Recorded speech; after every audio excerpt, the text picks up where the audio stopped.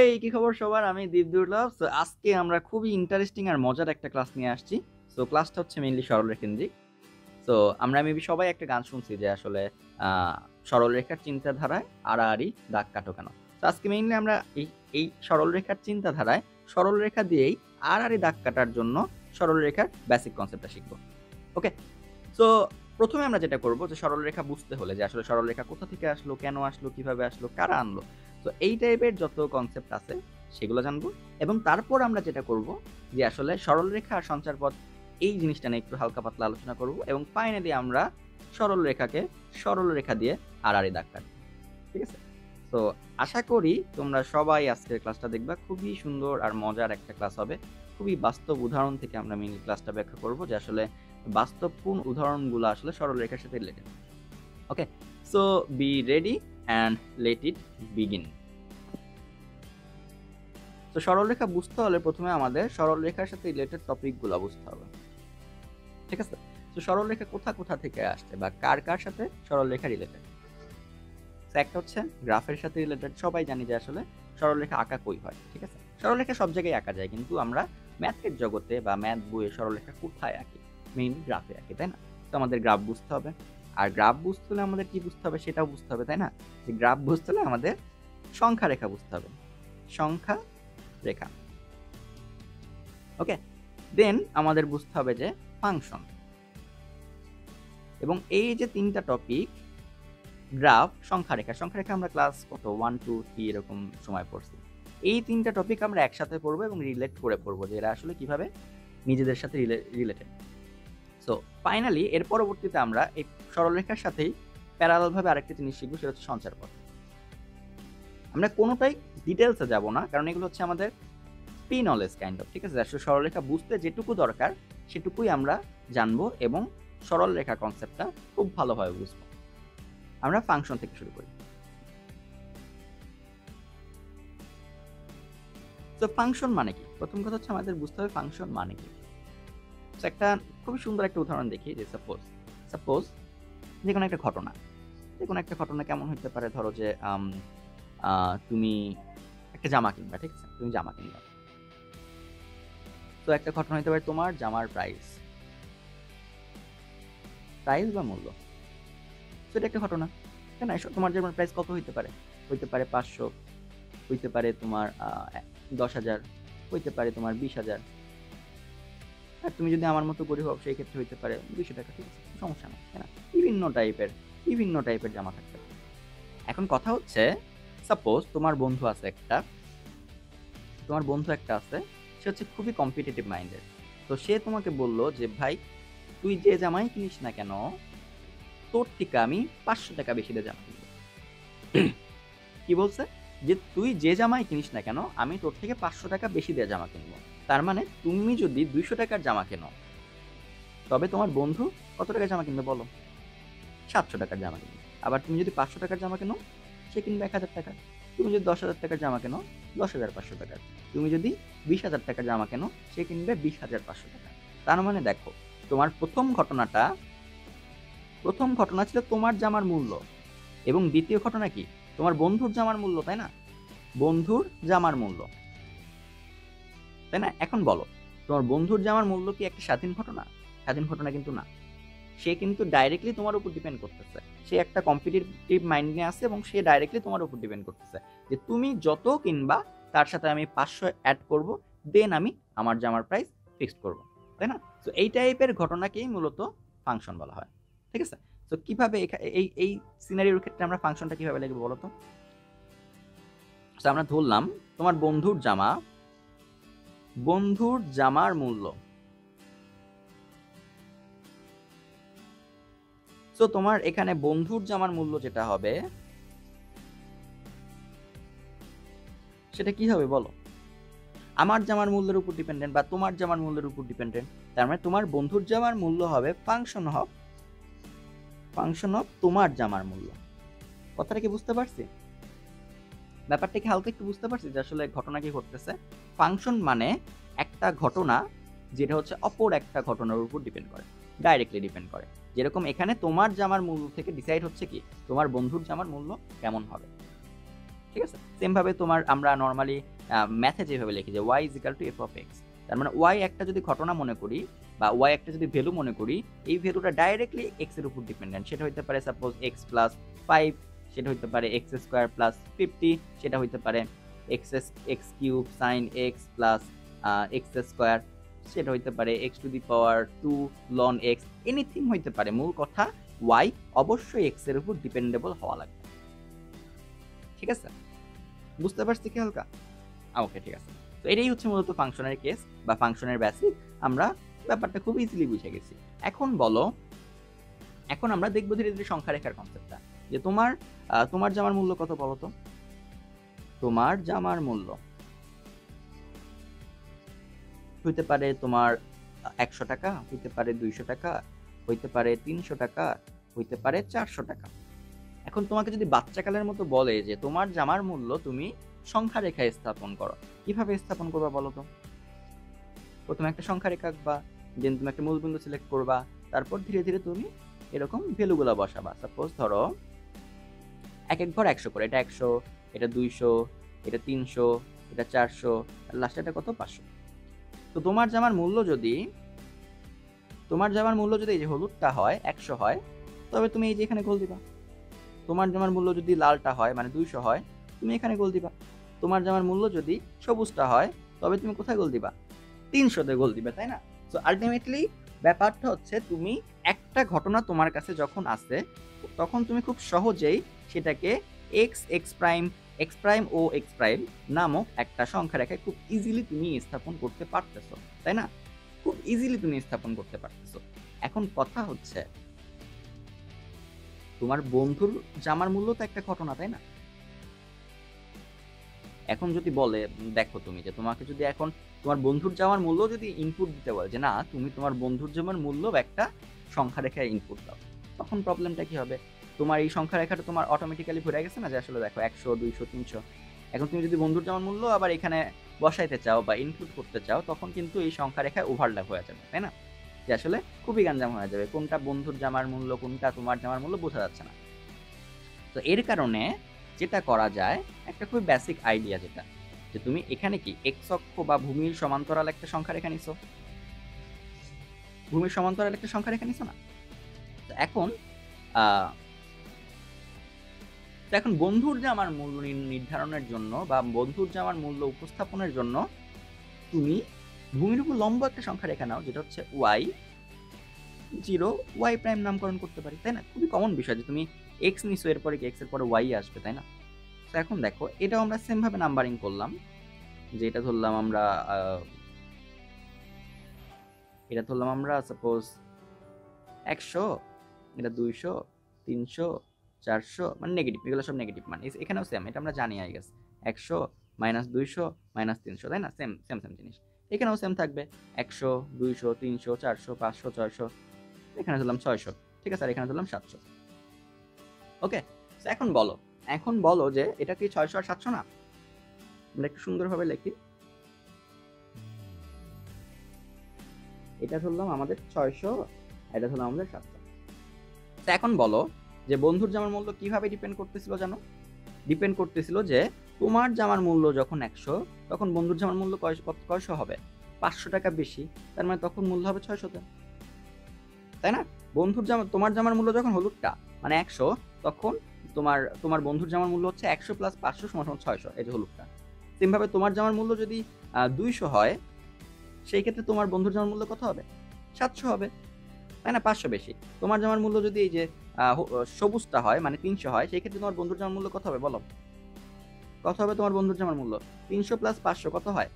800 হবে, তাই না? খুব ইজি। এখন ঘটনাটা কি ঘটলো তাহলে আবার একটু দেখো, নিজের বিবেক দিয়ে ভাবো, যে নর্মালি একটা সংখ্যা রেখায় আমরা উপস্থাপন করতে পারতেছিলাম যখন একটা মাত্র ঘটনা ছিল, কিন্তু যখনই আমার দুইটা ঘটনা চলে আসতেছে, একটা হচ্ছে তোমার জামার মূল্য, আরেকটা হচ্ছে বন্ধুর জামার মূল্য, যেটা হচ্ছে তোমার উপর ডিপেন্ড করতেছে। তো দুইটা ঘটনা, তো যখন দুইটা ঘটনা চলে আসতেছে, তখন কিন্তু আলাদা একটা সংখ্যা রেখা লাগতেছে, তাই না? তো এখন এটুকু যদি বুঝে থাকি, এবার একটু খেয়াল করো, খুবই দুঃখজনক ব্যাপার, এটা ভিন্ন পৃষ্ঠায় চলে গেছে। তো এই দুইটাকে যদি আমরা কম্বাইন করি, কি দ্বারা একটু দেখো তো। একটা হচ্ছে এক্স অক্ষ বরাবর সংখ্যা রেখা আর একটা হচ্ছে ওয়াই অক্ষ বরাবর সংখ্যা রেখা। তো আমরা আঁকি, এটা হচ্ছে আমাদের সেই এক্স অক্ষ বরাবর সংখ্যা রেখা আর এটা হচ্ছে আমাদের সেই ওয়াই অক্ষ বরাবর সংখ্যা রেখা। এটার নামকরণ করি x, x prime 0, y, y prime, আর মাঝেরটা তো 0 আছেই, তাই না? তো দুইটা সংখ্যা রেখা চলে আসছে। এখন বলো, তো প্রথম হলুদ মানটা ছিল আমার 100-তে, এক্স এর মান যখন 100 তখন ওয়াই এর মান কত আসতেছিল বলো? তখন ওয়াই এর মান আসতেছিল 600। এক্স এর মান যখন 100, ভূমি বরাবর 100 গেলা, তো এটা হচ্ছে নির্দেশ করতেছে তোমার জামার মূল্য। আর তোমার বন্ধুর জামার মূল্য কি নির্দেশ করে একটু দেখো তো। ভূমি বরাবর 100 গেলে তোমার জামার মূল্য পাওয়া যায়, আর বন্ধুর জামার মূল্য নির্দেশ করে ভূমি উলম্ব বরাবর তুমি যখন 600 যাও, তাই না? আলটিমেটলি তুমি ভূমি বরাবর 100 যে উলম্ব বরাবর যখন 600 যাচ্ছ, তখন একটা পয়েন্ট পাওয়া যাচ্ছে। তো সেটা হচ্ছে আলটিমেটলি তোমার বন্ধুর জামার মূল্য নির্দেশ করতেছে, তাই না? তো আলটিমেটলি ধরো যে এখানে তোমার বন্ধুর জামার মূল্যটা আছে। তো এখন এই দুটাকে যদি আমরা কম্বাইন করি, যে বন্ধুর জামার মূল্য আর তোমার জামার মূল্য, এই দুটো যদি একসাথে লিখি, তখন একটা বিন্দু পাওয়া যাচ্ছে, তাই না? খুবই সুন্দর একটা বিষয় না, যে তখন তুমি একটা বিন্দু পাওয়া যাচ্ছ। সেম ভাবে তুমি যদি লালটাকে উপস্থাপন করতে, যে তোমার জামার মূল্য 200 হইলে তোমার বন্ধুর জামার মূল্য 700 হয়, ফাইন। তোমার জামার মূল্য এই যে 200 হলো, তোমার বন্ধুর জামার মূল্য কত হবে? 700 হবে। আলটিমেটলি তুমি 200 থেকে একটা লম্বা আঁকো, 700 থেকে একটা আড়াআড়ি লম্বা আঁকো। আলটিমেটলি 200 আর 700 মিলে কত হলো? 200,700, তাই না? 200,700 হলো না? তো আই গেস এই যে ঘটনাটা, তো আই গেস ব্যাপারটা তোমরা হালকা পাতলা বোঝা শুরু করছো। তো এখানে যেটা ঘটলো, একটা ঘটনা, ঘটনা 1, ঘটনা কত এটা? ঘটনা 1, এটা হচ্ছে ঘটনা 2, যেটা হচ্ছে ডাইরেক্টলি একের উপর ডিপেন্ড করে, ঠিক আছে? তো এই দুইটা ঘটনাকে আমরা একসাথে উপস্থাপন করার জন্য দুইটা সংখ্যা রেখার হেল্প নিলাম। প্রথমটা হচ্ছে প্রথম এক্স অক্ষ বরাবর আমার প্রথম ঘটনাকে নির্দেশ করতেছে, আর ওয়াই অক্ষ বরাবর দ্বিতীয় ঘটনাকে নির্দেশ করতেছে। এবং এই দুইটা সংখ্যা রেখাকে যদি আমরা একসাথে একটু খেয়াল করি, দেখবা যে এটাই একটা গ্রাফ, ঠিক আছে? অর্থাৎ এই যে সংখ্যা রেখার কনসেপ্টটা, এটা যখন ডাবল হয়ে যাচ্ছে, সংখ্যা রেখা কয় ডাইমেনশনাল ছিল? 1 ডাইমেনশনাল ছিল, একটা মাত্র মাত্রা ছিল, যেটা হচ্ছে দৈর্ঘ্য প্রকাশ করে। তো এটা হইতে পারে একটা মাত্রা এক্স অক্ষ বরাবর একটা মাত্রা একটা দৈর্ঘ্য, অথবা ওয়াই অক্ষ বরাবর একটা দৈর্ঘ্য, দুইটাই আমার এক ডাইমেনশনাল। কিন্তু যখন আমার দুইটা ডাইমেনশন চলে আসতেছে, এক্স অক্ষ বরাবর একটা ডাইমেনশন, আবার ওয়াই অক্ষ বরাবর আরেকটা ডাইমেনশন, দুইটা লম্ব, তো এই দুইটাকে মিলে আমরা পাওয়া যাচ্ছে 2 ডাইমেনশনাল একটা জিনিস। সেই 2 ডাইমেনশনাল জিনিসটাকে বলা হচ্ছে গ্রাফ, ঠিক আছে? তার মানে গ্রাফ কি? গ্রাফ হচ্ছে এমন একটা জিনিস যার একটা প্যারেন্টস হচ্ছে একটা সংখ্যা রেখা যেটা হচ্ছে এক্স, আর একটা প্যারেন্টস হচ্ছে আরেকটা সংখ্যা রেখা যেটা ওয়াই। অনেকটা এইভাবে ভাবতে পারো, একটা ক্রোমোজোম এক্স আর একটা ক্রোমোজোম ওয়াই, দুইটা ক্রোমোজোম মিল আসে আলটিমেটলি গ্রাফ তৈরি করতেছে এক্স ওয়াই। ওয়াও, আমরা বায়োলজি পড়াইছি, নাইস, সেরা। তো এখন কথা হচ্ছে, আমরা তাহলে গ্রাফের কনসেপ্ট বুঝলাম, আমরা বুঝতে পারলাম যে ফাংশনের কনসেপ্ট বুঝলাম, যে ফাংশন কিভাবে গ্রাফে উপস্থাপন করা হয়, কেন উপস্থাপন করা হয়। এখন আমরা দেখবো যে আসলে সরল রেখার কনসেপ্টটা কি, ঠিক আছে, বা সঞ্চার পথের কনসেপ্টটা কি।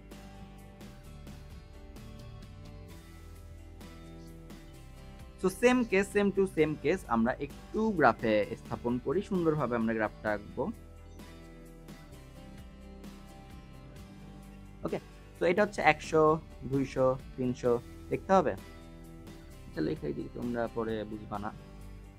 100, 200, 300, দেন এটা হচ্ছে 400, এরকম ভাবে চলতে আছে, ঠিক আছে? দেন এটা 100, এটা 100, 200, 300, 400, 500, এটা হচ্ছে 600, এটা হচ্ছে 700, এটা হচ্ছে 800। আমরা কালার দিয়ে লিখি না, তাহলে তোমাদের জন্য ভালো হবে।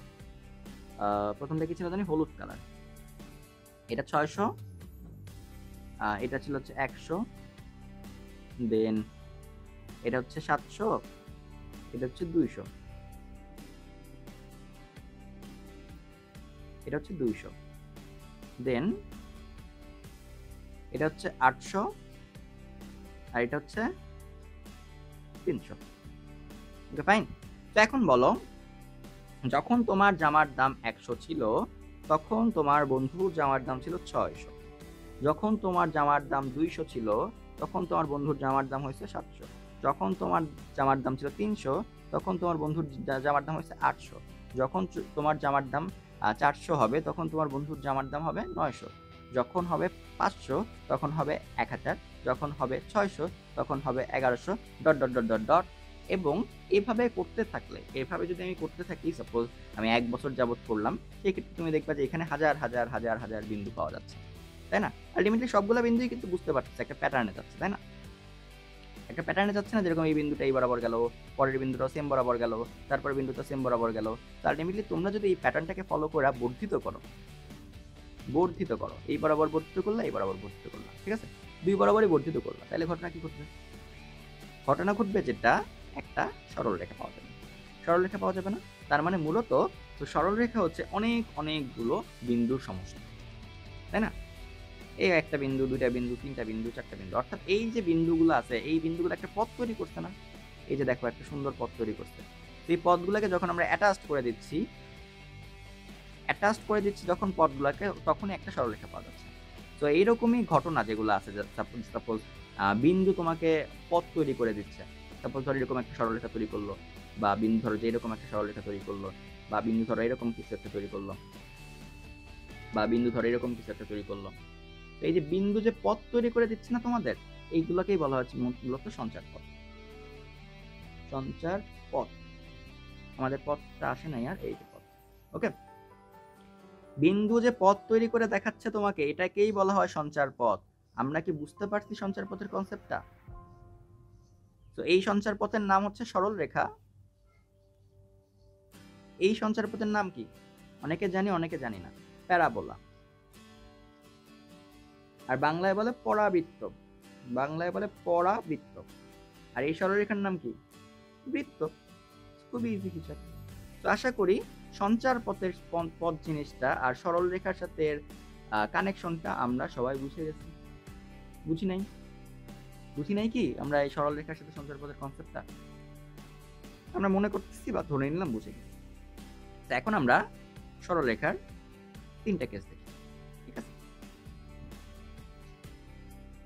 একটা কেস তো আমরা অলরেডি দেখছি, যে তোমার বন্ধুর জামার দাম তোমার থেকে 500 টাকা বেশি। সেই কেসটা আমাদের বোঝা শেষ, যে যখন তোমার জামার দাম 0 টাকা হচ্ছে, তখন তোমার বন্ধুর জামার দাম 500 হচ্ছে, তাই না? তোমার জামার দাম 600 হলে তোমার জামার দাম 100 হলে 600 হচ্ছে, 200 হলে 700 হচ্ছে, 300 হলে 800 হচ্ছে। তো আলটিমেটলি তুমি যখন বর্ধিত করতেছো তখন y অক্ষ ছেদকারী একটা সরলরেখা পাচ্ছ, ঠিক আছে? y অক্ষ ছেদকারী একটা সরলরেখা পাচ্ছ, এবং এই যে ছেদাংশ y অক্ষের, এটাকে কিন্তু c বলা হয় y = mx + c এর কনসেপ্টে। তো যাই হোক, আমরা ধরে নিলাম যে y = mx + c আমরা জানি না, ঠিক আছে? এটা জানি না, আমাদের আপাতত দরকার নেই অঙ্কে। আমরা পরবর্তীতে আবার আলোচনা করব, যখন মেইনলি আমরা আরেকটু হায়ার লেভেলের সরলরেখা বলবো। আজকে তো মেইনলি আমরা একদম কোর কনসেপ্ট করাচ্ছি, বা একদম বেসিক কনসেপ্ট করাচ্ছি, যেটা হচ্ছে তোমরা যারা নতুন সরলরেখা শিখতেছো, বা যারা সরলরেখা একটু ভালোভাবে জানতে চাও, তাদের জন্য মেইনলি এই বেসিক ভিডিও দেখলে তারা অন্যান্য জিনিসগুলো খুব ভালোভাবে ভিজুয়ালাইজ করতে পারবে। ওকে, যাই গেছি, এটা আমরা বুঝতে পারছি যে আসলে এই যে 500 টাকা মূলত এই গ্যাপটাকে নির্দেশ করতেছে। ওকে, দেন আমরা আরেকটা দেখি, যে তোমাকে বললো, যে তোমার বন্ধু বললো যে না, তুই যত টাকায় কিনবি, ঠিক আছে? ও বুঝতে পারছে যে তুমি যদি এখানে জামা নাও কেনো, মানে 0 টাকা মূল্যেও যদি জামা কেনো বা জামা নাও কেনো, তাও তার 500 টাকা খরচ যাচ্ছে। তো সে খুব চালাক, সে অনেক চালাক। তাই সে বললো, বা তোমার বন্ধু বললো যে না, তুই যত টাকার জামা কিনবি আমি তার ডাবল দামে জামা কিনবি, ঠিক আছে? তো এখন শর্ত চেঞ্জ করে দিচ্ছে। তো সেই ক্ষেত্রে তোমার কি ঘটনাটা ঘটবে? সেক্ষেত্রে ঘটনা যেটা ঘটবে, যে তুমি যদি জামা না কেনো বা 0 টাকায় জামা কেনো, 0 টাকায় জামা কেনা যায় না, ঠিক আছে? কেউ দিবে না ভাই, কেউ দেখবে না, সেই যুগ শেষ, এত ভালো মানুষ নাই। তো আপাতত ধরে নিলাম যে 0 টাকায় জামা কিনলাম সামহাও। তো তোমার বন্ধু কয় টাকায় কিনবে? 0 × 2, তাই না? তুমি 0 টাকায় কিনলে ও কিনবে 0 × 2, মানে কত? 0। তুমি 100 টাকায় কিনলে ও কিনবে 2 × 100 = 200। তুমি 200 টাকায় কিনলে ও কিনবে 2 × 200 = 400, তাই না? আলটিমেটলি আমরা যদি স্থাপন করি, তুমি যখন 100 টাকায় কিনতেছো, তখন ও কিনতেছে 200 টাকায়। এটা 100, একটু জুম করি না, একবার জুম করলে একটু ভালো হবে তোমাদের জন্য। এটা হচ্ছে 100, এটাও 100, তাহলে এটা কত? 200। তো ওই 200 টাকায় জামা কিনবে। তুমি যদি 200 টাকায় জামা কেনো, সেক্ষেত্রে 300, 400, ও 400 টাকায় জামা কিনবে। তুমি যদি 300 টাকায় জামা কেনো, ও তাইলে 500, 600 টাকায় জামা কিনবে। তুমি যদি 500 টাকায় জামা 400 টাকায় জামা কেনো, ও তাইলে কয় টাকায় কিনবে? 600, 700, 800, 800 টাকায় কিনবে, তাই না? এবং এভাবে চলতে থাকবে। এবং আলটিমেটলি তুমি দেখো এখানেও কিন্তু তুমি একটা সরলরেখা পাওয়া যাচ্ছ। কেন তুমি সরলরেখা পাওয়া যাচ্ছ না? তার মানে কি বুঝতে কি পারতেছো, এটা আমাকে বলো। এখান থেকে তোমরা আসলে কি এমন অবজারভেশন তোমরা করতে পারলা? ওয়াই কিছু তো হয় না কেন?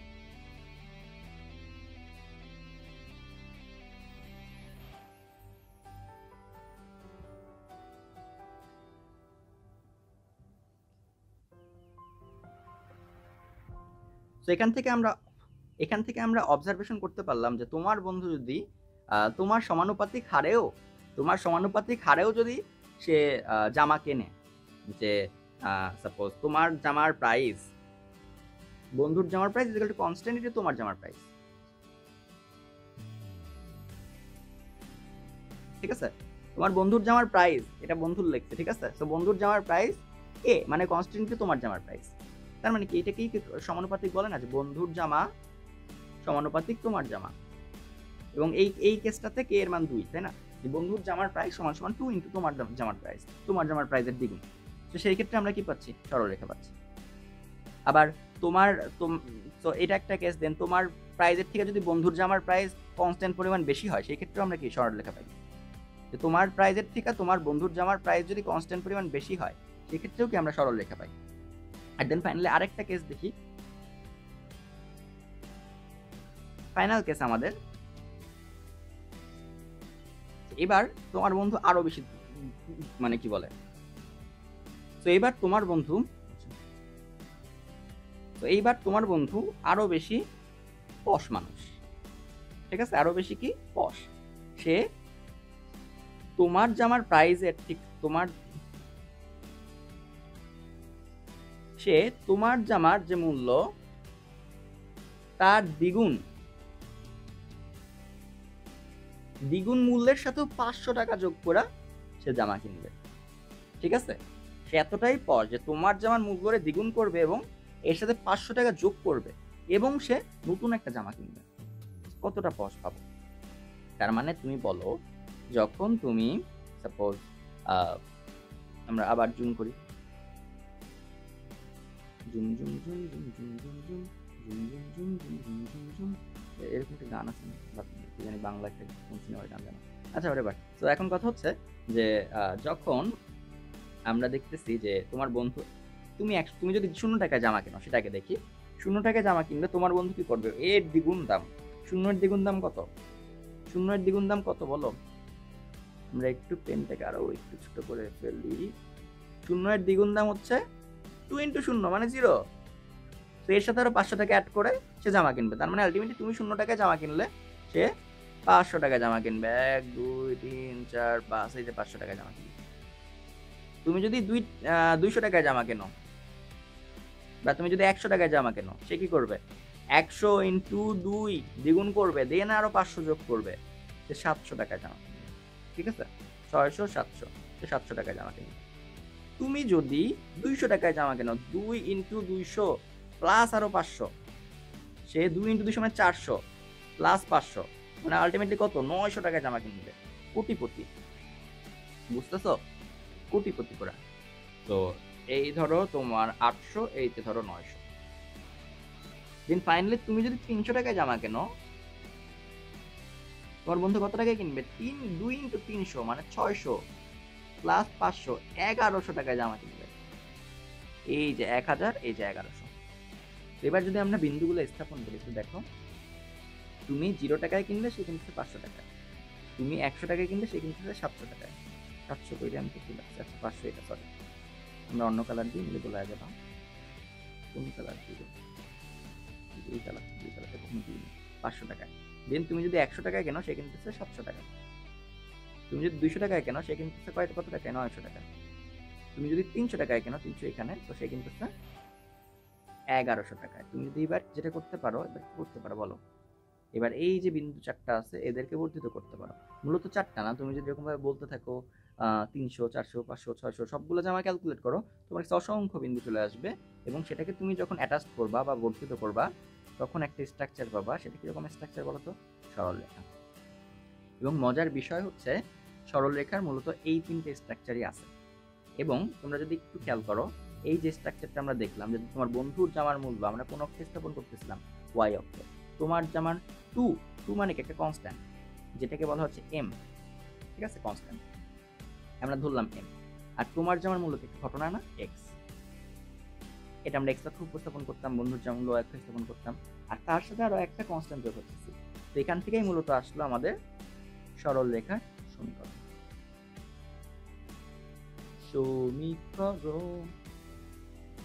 সরলরেখার সমীকরণ, ঠিক আছে।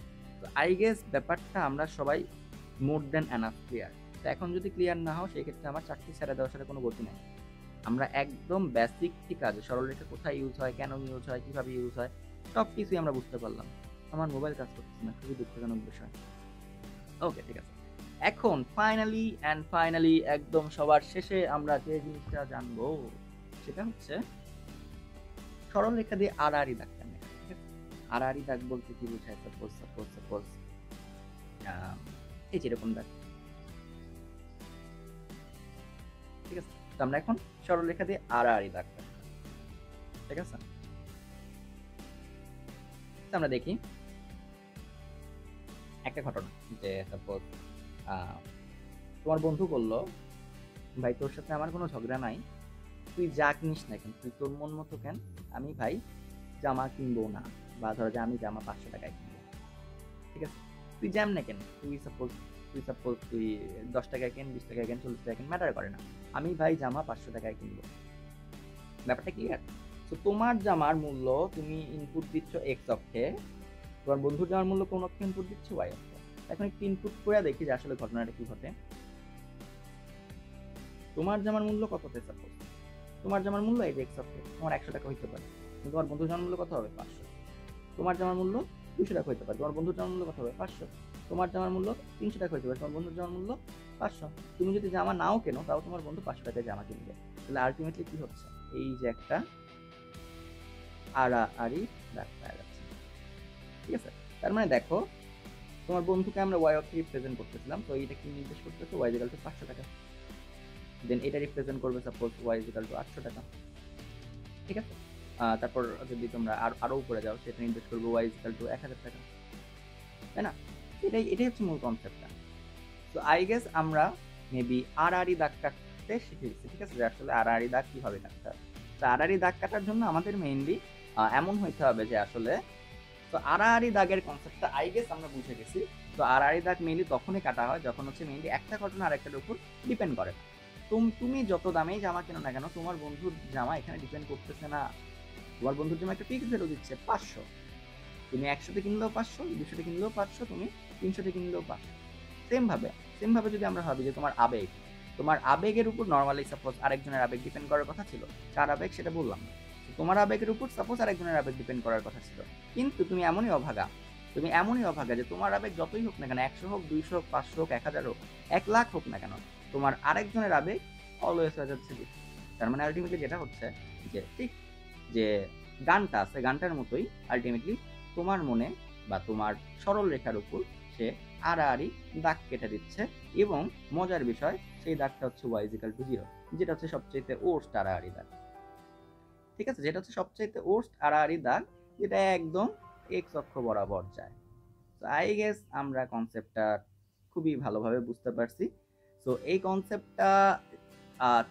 কনসেপ্টটা মেইনলি আমি করাচ্ছি আজকে তোমার একটা মারাত্মক প্রশ্ন সলভ করার জন্য। তো মারাত্মক মোস্ট প্রবাবলি কত, এটা মারাত্মক 2 মেবি, ঠিক আছে। তো ওই কোশ্চেনটা বোঝার জন্য আমরা বোঝানোর জন্য মেইনলি আমরা এই ভিডিওটা করছি। তো আশা করি সবাই এই ভিডিওটা আগে দেখবা, দেন হচ্ছে তোমরা মারাত্মক সলভটাও করে ফেলবা। তো আজকের মতো এখানেই বিদায়, তারা।